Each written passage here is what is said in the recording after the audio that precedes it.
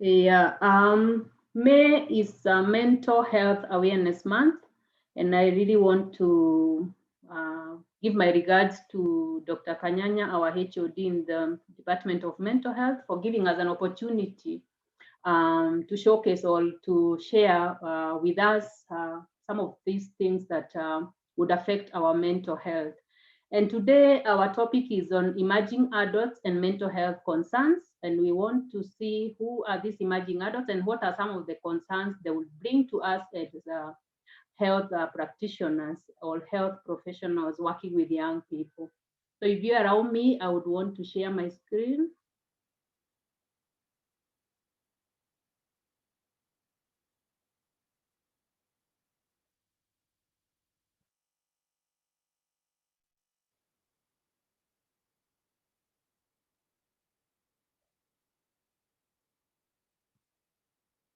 Yeah, so we are looking at emerging adults and their mental health concerns that they would bring to us. And like I've said, I'm a psychologist in the mental health department. So you may ask yourself, who are these that we are talking about this evening? And from the picture with us here, this is the group of people we are talking about. And we want to know what are some of the concerns, what are some of the mental health concerns they'll bring to us as practitioners, as clinicians, as psychiatrists, as doctors working with them. It is very, very important that we understand what this stage is going to bring to our therapy rooms and to our clinics. You will agree with me. I am an Anglican in faith. That's where I worship. And what I've seen in my church is that we have groups we have the Sunday school, we have the teens, we have the youth, whereby the 18 to 35-year-old are supposed to attend. And then we have the mothers, we have the men groups.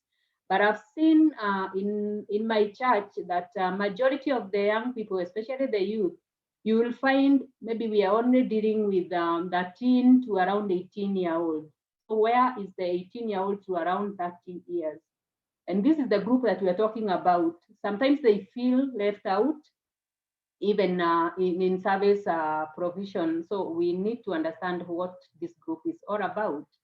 And according to Jeffrey Annette, he says that emerging adulthood is a stage of lifespan between adolescence and fully fledged adulthood that encompasses the late teens and the mid to late 20s.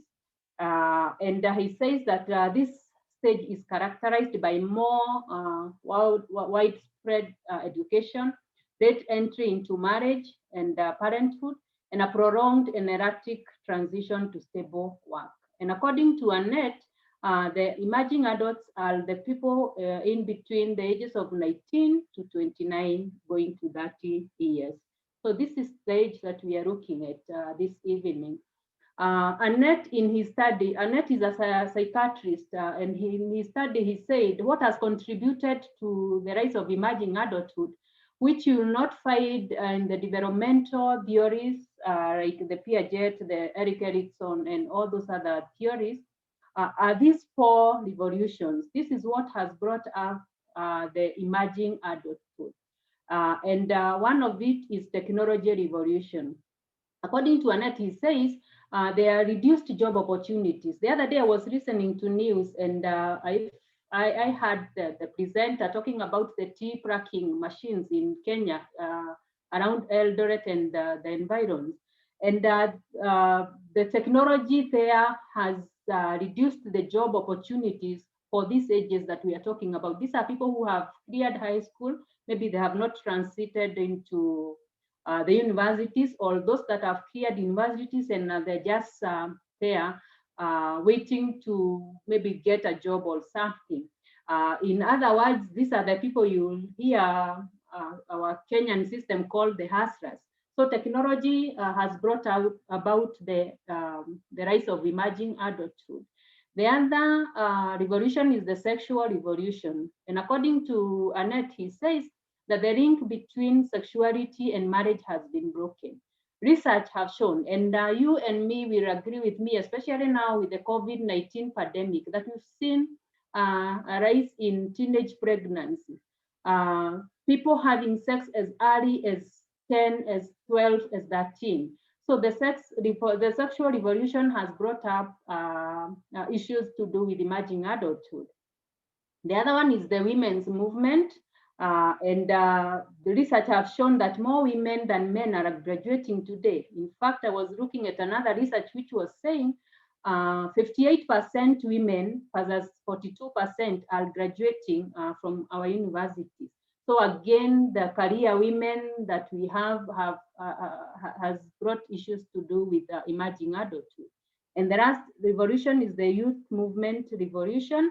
And according to research, we found that young people are not in a hurry to get to adulthood. They want to remain young. They want to hang around there. So these are the 4 revolutions that, according to Annette in his study, has brought about the rise of emerging adulthood. So it is very important for mental health practitioners, for clinicians, to distinguish emerging adulthood from extended adolescence and the mid through adulthood. So it's very important for us as mental health practitioners that we distinguish between adolescence and mid through adulthood if we were to give quality service to these young people. And to treat these individuals as adolescents, it estimates their capacities for self-direction, self-reflection, and independent living. Then this is the group that we are talking about this evening. So healthcare workers who see them as young adults might not be able to recognize how much of the instability and uncertainty they experience as normal. Otherwise, we might look at it as a pathology. We might look at it as unhealthy. But we are being told if we see them as emerging adulthood, some of the things, some of the mental health issues they are going to present to us are just normal. They are just healthy according to that particular group that they are in. And several studies have been done in several countries that indicate that the prevalence of any psychiatric disorder is more than 40% in the emerging adulthood and higher than in people in other age range, especially for anxiety disorders, mood disorders, and substance misuse. So this emerging adult will present to us with anxiety disorders, mood disorders, and substance abuse issues. I came across this in my study. I am a student at USIU pursuing my doctorate in clinical psychology, and thanks to Dr. Ogecha, who took us through this. And I felt like a majority of us, especially the practitioners, we are not familiar with this age. And that's why I felt like it was very important that we get to terms with the age that we are dealing with so that we can be able to offer quality service. And there are 5 features of emerging adulthood that characterize this stage. And Annette says these 5 features are the age of identity exploration. It is an age of instability. It is an age of self-focused age, the age of feeling in between. Remember, they are not adolescents, neither are they adults, they are in between there. And it is an age of possibilities. The most distinctive characteristics of this age is the age of identity exploration. And probably briefly, we shall look into what each one of the features stand for, and maybe the mental health concerns that will come from each one of the 5 features that we are talking about. The first one is identity exploration. Looking at Erik Erikson's stages of development, he says that between the ages of 13 to 18, these are the people who are struggling with an identity. If they don't have an identity, if they don't achieve an identity at the end of the stage, then they will be very confused about themselves.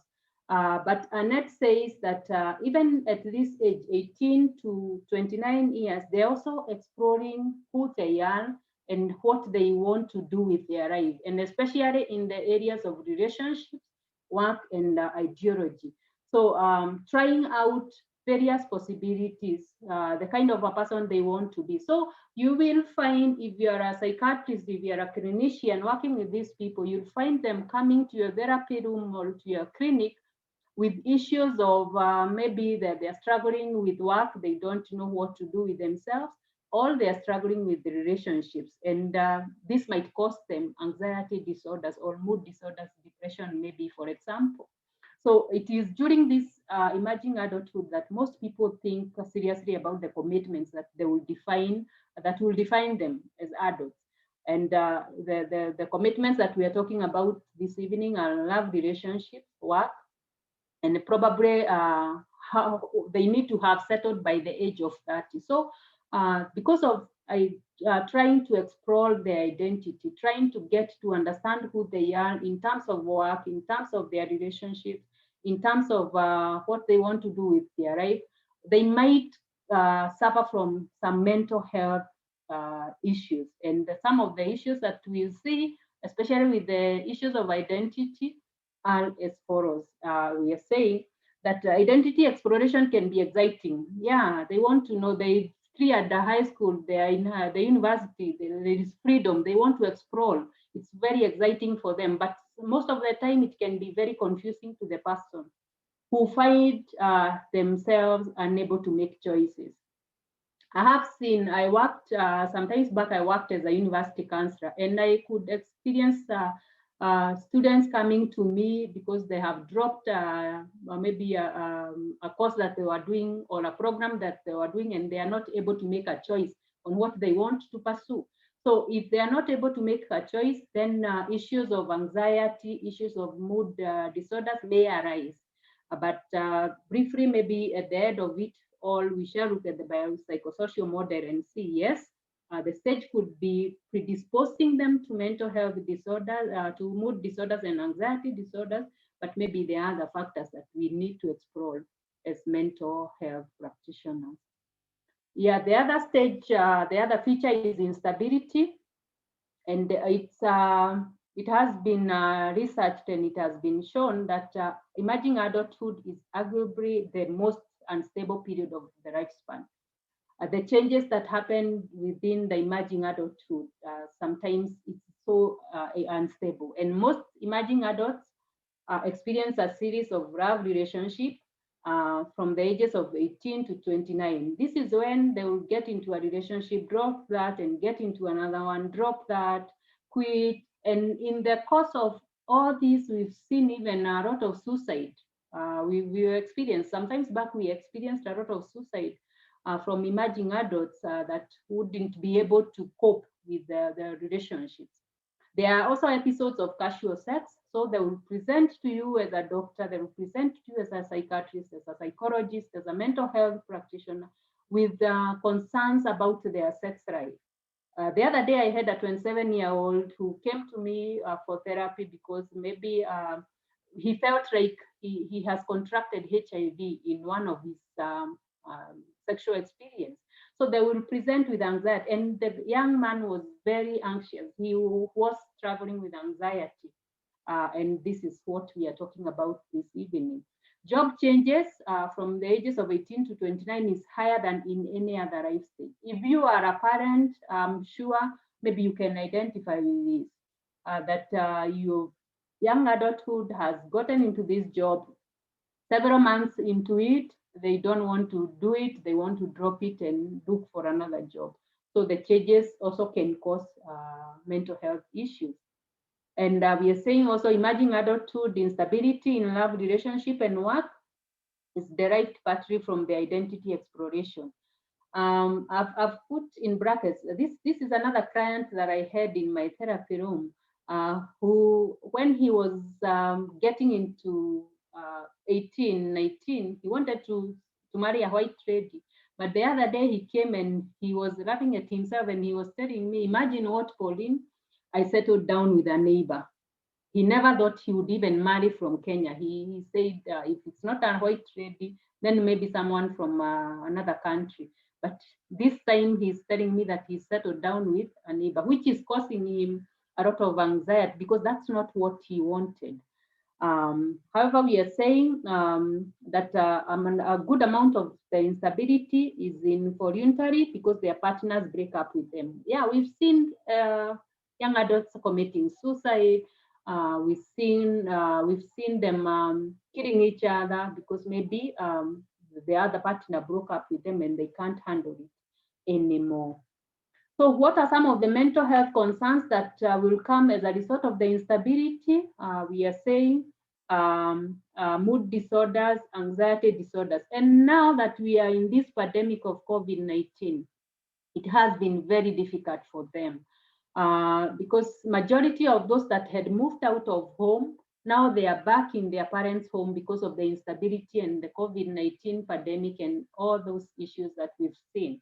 So it will cause them depression, it will cause them anxiety disorders and several kind of such kind of mental health issues. So the frequent change of residence mean that emerging adults might often find themselves without an adequate social support. Yeah, remember they had settled, but now COVID-19 is here. They have to move back either to their village home or to their parents' home. This causes them lack of social support. And many of them will rely on social media to obtain virtual social support. We've seen this, and again, it's another pandemic that is then in the waiting, the social media thing. So these are some of the concerns, mental health concerns that emerging adults will bring as a result of the instability that they are going through. The other feature is self-focus. And Annette says that emerging adulthood is a self-focused time of life in the sense that it is the time when people have the fewest daily social roles. I'm imagining if you are a parent, these are not the people that you will instruct in the morning as you leave your house, that you want to find them have done 1, 2, 3 other things like we did when they were young. These are the people who have very few daily social roles. They are so self-focused. And like we are saying, children and adolescents might respond to the demands of parents and the school authorities. Adults typically have a marriage partner. If you're in a marriage, you have your partner as someone who looks up to you and that your children. But these people have no obligation. So they are so self-focused. And they still have attachments to parents, but parental authority is less than in early age, just like we have said. They might have a romantic partner, but not in a long-term committed partnership. Remember, we said the changes even in their love relationships is very dynamic. They might have a job, but with so many job changes, again, we've seen that. So emerging adults may feel less of a commitment or obligation to their employer. That's why when they are threatened, even with a sack, they don't care. They don't care, and they might even hit back to their employer because of this self-focus thing we are saying. And the mental health implications or concerns in this self-focus feature is that they might experience low social support and consequent depression. We saw that in during this COVID-19 thing, that those that were so self-focused, they maybe moved out from their parents' home, they've been forced back to their parents' home. They may suffer from depression and they might turn into social media for virtual social support. The other feature is feeling in between, and emerging adults tend to feel themselves as being neither adolescents nor adult, but somewhere in between there. And some of the things even parents will do is that they will also treat them like they're in between. They are adults today, they are adults, tomorrow they are children, and we are expecting them to adhere to our rules and regulations. So the feeling in between can cause them a lot of mental health issues. And we are saying that the feeling of being in between adolescent and adulthood might be derived from the criteria that emerging adults view as most important in adulthood, which tend to be gradual. and psychological, accepting responsibility for oneself. Yeah, so the feeling of in between, like now, those that were working before COVID-19 pandemic, now that they have been forced to their parents' home, it's a lot of confusion even in their minds. They don't know whether to ask for money or to just do things on themselves. The feeling in between can cause them a lot of depression and anxiety, and especially those who have been who believe that they should feel more adult at their current age than they actually are. So these are some of the mental health concerns that will come as a result of the feeling in between. Then the other feature is possibility and optimism. And we are saying that emerging adulthood is often a time of struggle and mixed emotions. A research that was done in USA proved that a majority of the young emerging adults think that their future is bright. I don't know if we were to do a similar study with our Kenyan emerging adults, I don't know what we would find. And these were some of the comments that they said in the study that was done in the USA, that I'm confident that eventually I'll get what I want out of life. And because of this optimism and the possibility feature, some of the mental health implications will be depression, anxiety, because the conditions, especially now with COVID-19, the conditions are very harsh. So the optimism that they had might lead them into depression because they can't do it anymore. They've been forced back to their parents, or maybe they have lost their jobs. So it is possible to see the optimism as a psychological resource. Yeah, when they come for therapy, why we are doing this is because when they come for therapy, when they come to see you as a clinician, as a psychiatrist, you can tap into their optimism as a resource to help them push through the very harsh economic times that we have if they have not suffered mental health issues. So we are saying the small proportion of emerging adults who do not have confidence that their lives will turn out well in adulthood might be at high risk of depression and anxiety.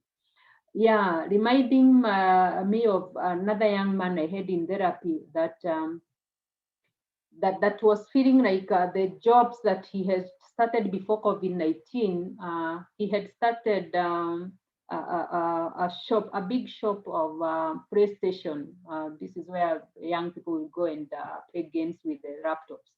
And when the COVID-19 hit us, social distancing, crowding, it really affected. And this young man had invested a lot of money in it. So looking at it as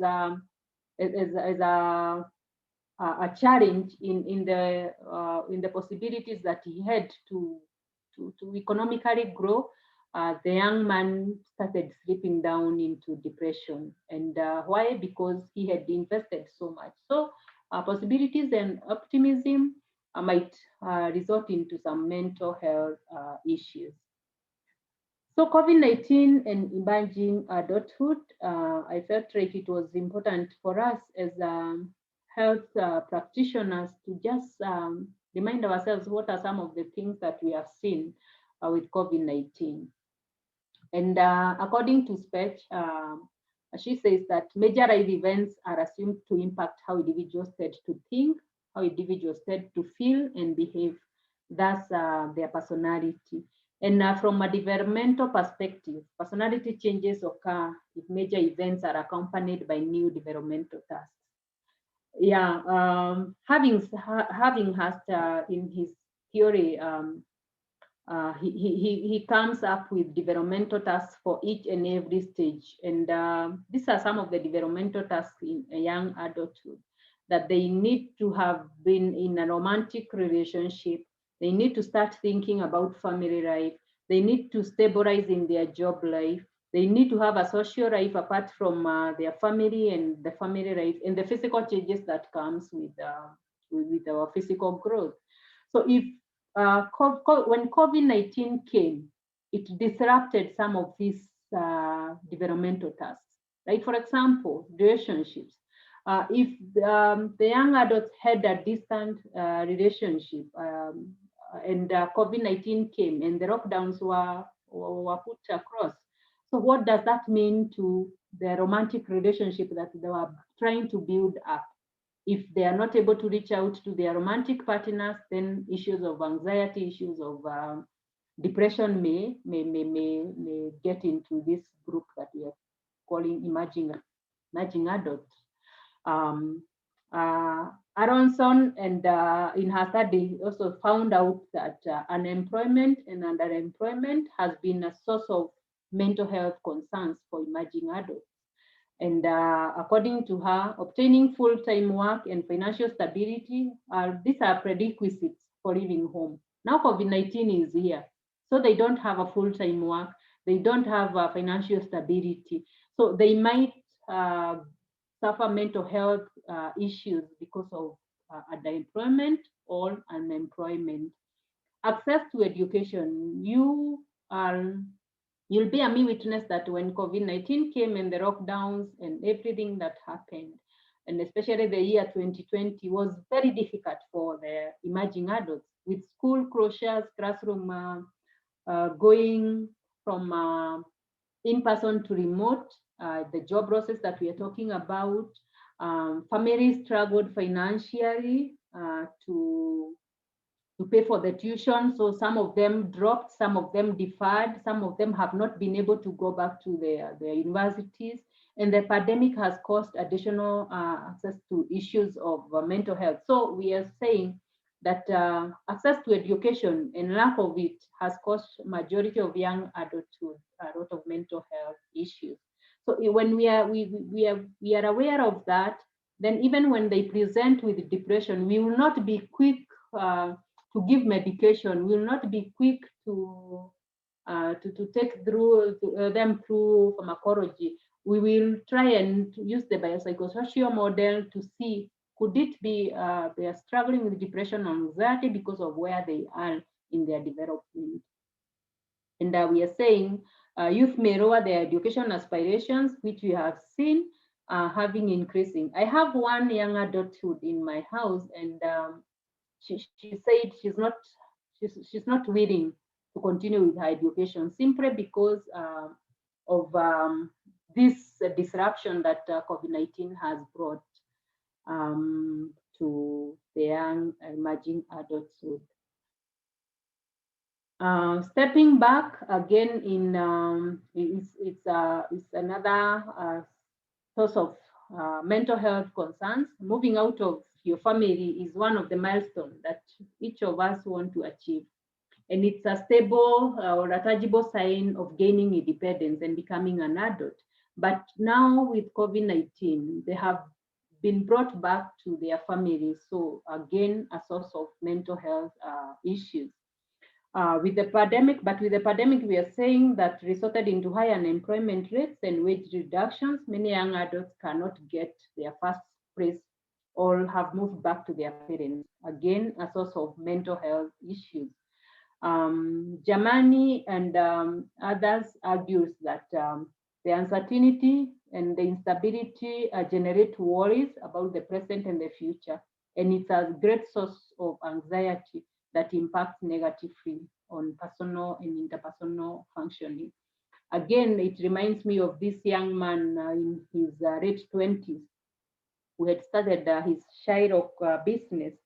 And the people he had given out money, this is a business whereby they loan money and then people return the money with interest.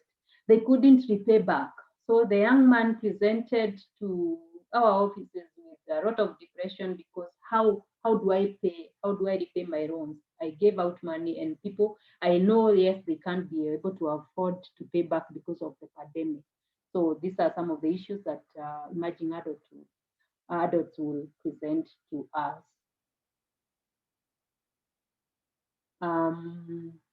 We need to, we are all aware that the causes of mental health disorders are complex and they are varied. There are so many causes of mental health disorders, biological factors, psychological factors, and several kind of things. And according to the biopsychosocial model, mental health is as a result of many forces occurring differently, which has a cumulative effect on the individual. So these forces we are saying can be positive, can be negative, and if they are negative, then we might end up with a mental illness. So focusing on the psychological aspects of the biopsychosocial model can empower us who are clinicians, uh, can empower those emerging adults to take control of their thoughts and their mental health.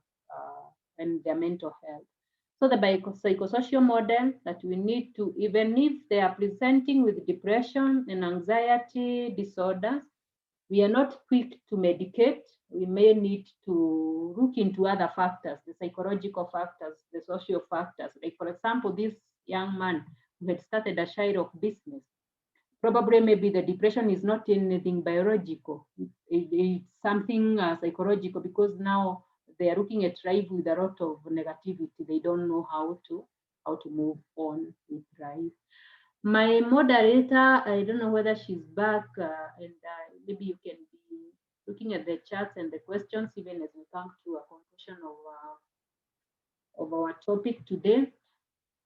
And we are saying, sorry, that the biopsychosocial model gives us a good way of looking into the issues holistically and systematically. Looking at what is being presented, yes, this young man, this young lady in her late 20s has presented with depression. So the predisposing factors, biological factors, the nurture, the nature, we look at that so that we can be able to give them a holistic kind of treatment. So presenting problems, again, we need just to remind ourselves that this goes beyond the diagnosis to include what the person and the clinician identify as difficulties. How the person's life is affected. Right now with COVID-19, there are so many other factors that would cause us mental illnesses, and when a particular difficulty should be targeted for intervention. Predisposing factors, the biological. You can imagine a person, an emerging adulthood who is predisposed because of the genetic, the biological factors. Then they went through the issues that we've talked about that were brought about by COVID-19. So they are at a very tight place. So predisposing factors could be biological, could be environmental, could be personality. And personality here, we are looking at the emerging adults. And considering that in our treatment, we'll be able to help us give quality service to the emerging adults. The precipitating factors, and we're saying this can include significant events preceding the onset of the disorder, such as substance abuse. Majority of young adults who are pushed back to their parents because they can't handle it, some of them have gone into substance abuse. The interpersonal issues, the legal issues, we've had majority of these young emerging adults getting into illegal groups and causing themselves a lot of trouble. Occupational, physical, and financial stresses, just like we've looked at in our previous slides. Perpetuating factors. Perpetuating factors. We are saying that these are the current difficulties. Like, for example, ongoing substance abuse. Someone is struggling with anxiety. Someone is struggling with depression. Someone is struggling with um, any other mental disorder. And now, on top of that, because of the frustrations, they've gotten themselves into substance abuse.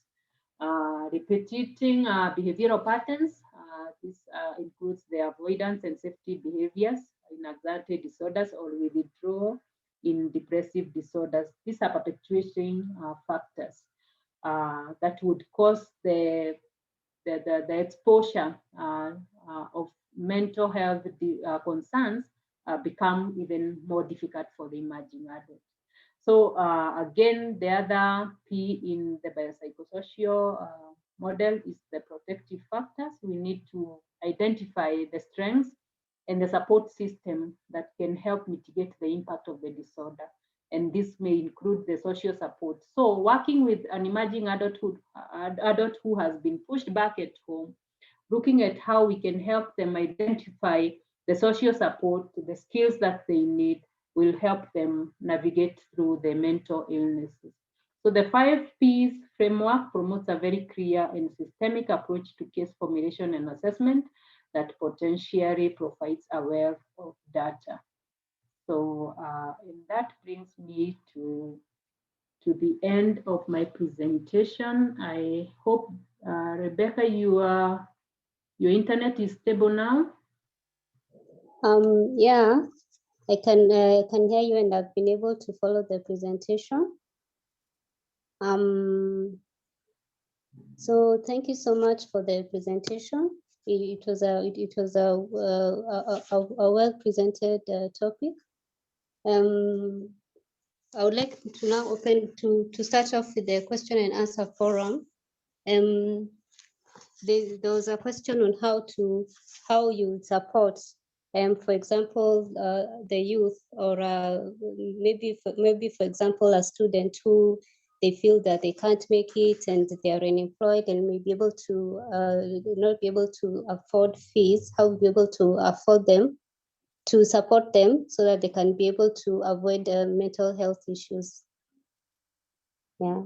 If you may respond to the question. Sorry, come again, Becky. I lost you at some point. Oh, sorry. The question is, how would you be able to support a youth who's unemployed and they feel that they can't make it, and maybe in terms of school they are unable to afford things such as fees. So in such a state that they are, how would you be able to support them then to be able to avoid mental health issues?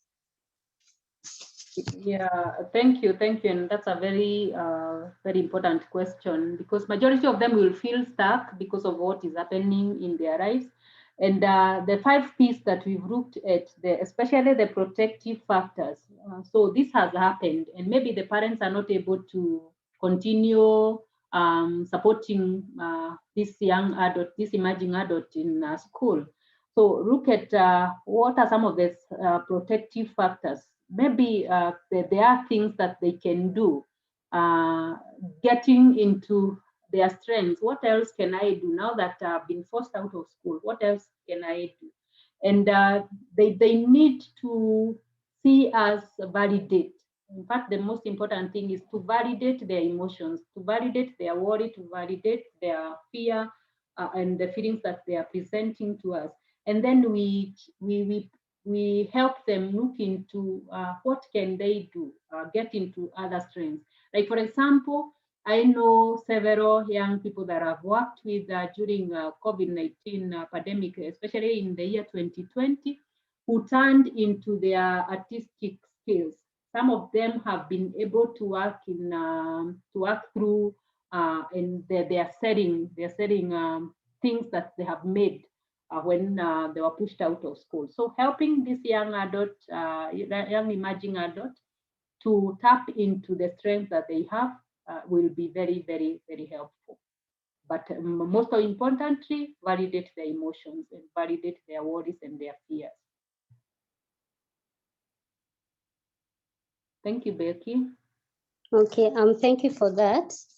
Another question that has been brought up was majorly to do with parental conflict and these emerging adults.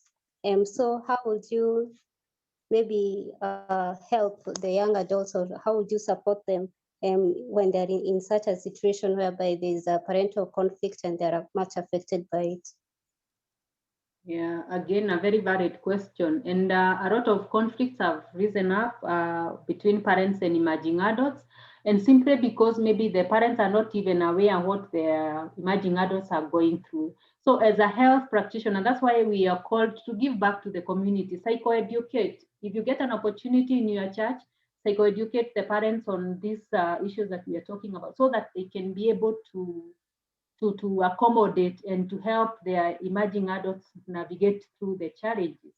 Remember, we talked about one of the features is self-focused. So these people are so self-focused. They don't care about their parents. They don't care about their siblings. They don't care about anyone else. It's about them.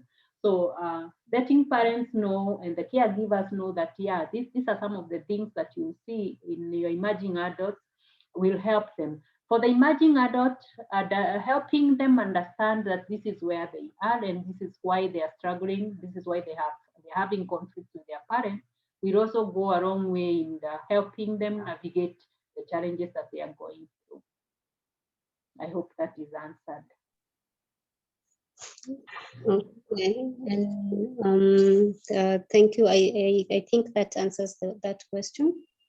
Maybe the other inquiry will be on how to now, other than helping the young adults, maybe to address parents who, because you at times you'll find that there are parents who hold on to, they tend to hold on to the youth and preventing them from leaving the nest. So how would you address such parents?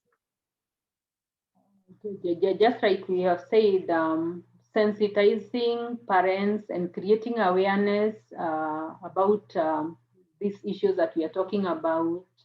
I've seen recently even the TV stations calling professionals, and I really am happy about that, to talk about issues that would help the community out there to deal with the challenges and the conflicts that they are having.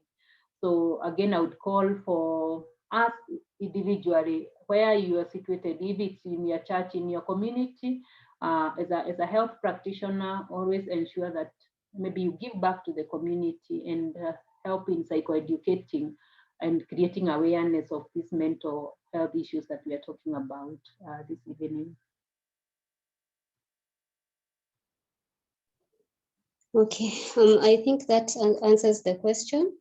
I can see most of the other inquiries are basically to do with how others maybe they'll be able maybe to get the recording or the slides. So I don't know if maybe Dr. Kinuthia, you may be able to answer the questions.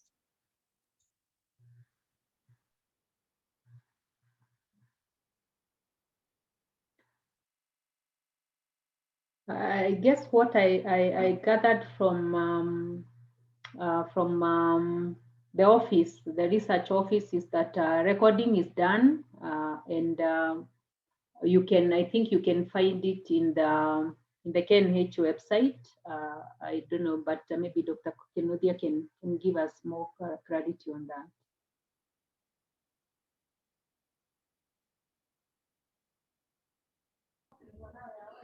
Yeah, the recordings will be uploaded within KNH website within 2 weeks. Okay. Okay. There's sorry, another inquiry has just come up. What impact does the childhood have on mental health? Yeah, like we looked at the predisposing factors when we were looking at the 5 Ps. We talked about predisposing factors to be biological, environmental, social, such kind of things. And parenting, we are aware, or we might be aware that our childhood affects our adulthood. The kind of parenting we were given, the kind of experiences we've had growing up affects who we are today. So on top of that, again, other environmental issues, other biological issues. So childhood plays a great role in how we behave as adults, and it's very important. And that's why when you visit a clinician, when you visit a psychologist, some of the issues we may be taken back to our growing up, just to see what is that we are struggling with, that could be as a result of our environmental factors growing up. So childhood experiences plays a huge role in the kind of people we become in adulthood. Okay. Thank you so much, Pauline. maybe you can respond to whether there may be any variations within the any variations among some of the concerns that affect the emerging adulthood teens. Variations in terms of the issues, I'm guessing the mental health issues that they usually affect them. Are there any variations? Yeah, just like we are all different. None of us is like the other, and the experiences are so dynamic. So maybe the variations, even in terms of mental health illnesses and mental health disorders and mental health concerns, will vary because of different other reasons. And we've said that mental health is very complex. It's a result of so many other factors. So this is one of it, personality issues. But there are other factors, like we've said, biological factors, environmental factors.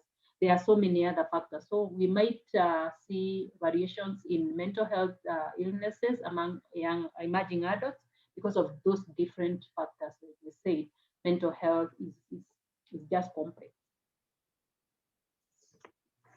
Okay. And maybe if you may also respond to whether adverse childhood experiences can affect future behavior. Yeah, advanced childhood experiences. Yeah, just like we've said, our childhood affects who we are today. So you can imagine a person who went through trauma in their early years of age, and here COVID-19 has come. Probably maybe they have gone through a similar trauma in their early adulthood. That will cause double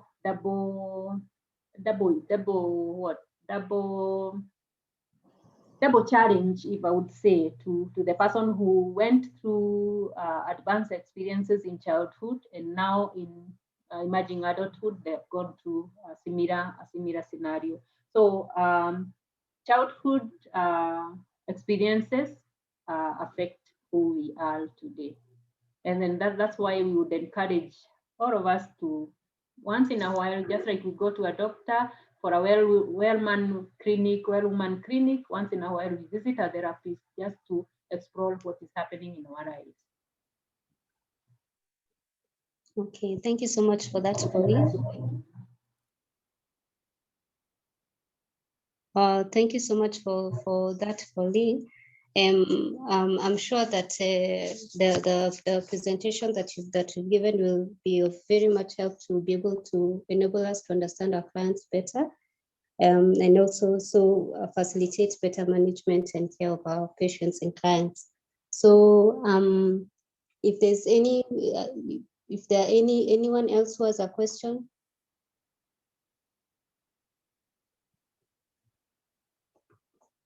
They can ask. Is there anyone else with a question? I see Elizabeth Inogo has raised her hand.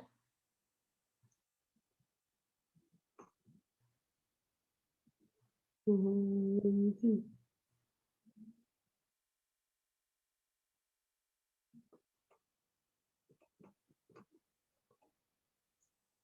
Yes, good evening. I wanted to make a small suggestion. This is a very interesting topic. There's an organization called Still Point Engage. They're based in the US. I'm not sure if it's Massachusetts or where, but they do a lot of mental health research for healthcare workers, just in case you want to collaborate for this aspect of coping mechanisms. Their main research is based on doctors who work in the army, and then when they get reintegrated back in society because of the challenges of post-traumatic stress disorder and depression. So maybe the Kenyatta team would want to make a collaboration with them, because they are one of their main agendas is mental health for doctors and medical professionals. I think it would be a good initiative. Thank you so much, Elizabeth. I think it will be a good initiative, and I'm sure that we'll note it down, and maybe the significant the KNH team, we can see what we can do with from our side. So, anyone else who may have a question?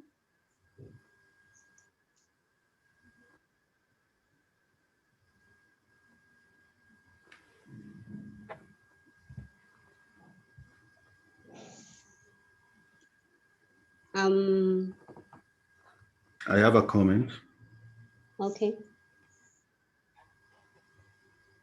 I have a comment. Okay, go on. Thanks for the presentation. But hello. Hello. I'm go just on. requesting, other than the recording being up, I'm requesting that other than the recording being uploaded at the KNH to the KNH website, it should also be forwarded to our respective emails so that we can also be going through this. Some of us, we really appreciate some of these topics. So when we have time to go through them, it's very nice, rather than going through the website instead of going through my email. Thank you. I don't know, Dr. Kinude, if you could respond to that.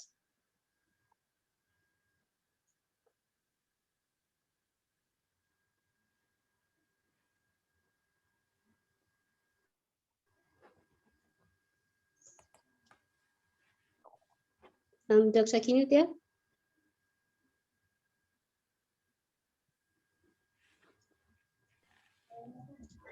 Yes, my name is Mwenda, representing on behalf of Dr. Kinothia. We will be able to look into that. So sometimes sending a video through an email is usually a big document, but we will look into that and see how we can move as we move forward.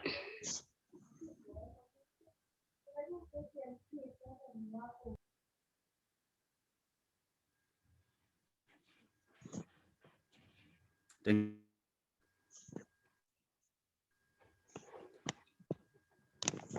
Okay, is there anyone else with a question? Or perhaps a comment? I see Joel's hand up.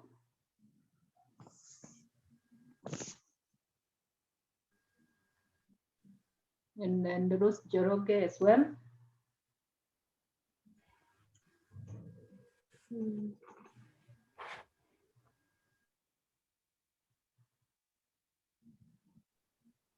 So if Joel is not speaking, like can as well speak, then he'll come. Thank you so much, Pauline. Okay. And that was a great presentation, and we really appreciate. My comment is on the youths. We have the youth center in KNH, where most of these youths are seen. And it's a walk-in clinic. I don't know whether there is any of us who is in this forum tonight who works there, but I happen to have worked there some time back. I know we are seeing a lot of youths there. So yeah, it's just to let you know that the youth center is open, it's a walk-in, and it's free. Thank you. Okay. Thank you. Is Joel? Joel, you can ask your question.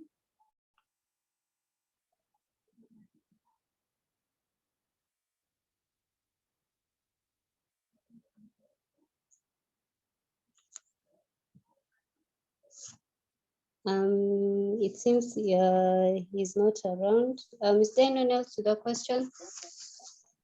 Hello, I had hello. Yes, yes. Yeah, I had posted a question. I don't know. I think it's not. It was skipped, but I was asking: is personality inborn, or it can be learned through socialization?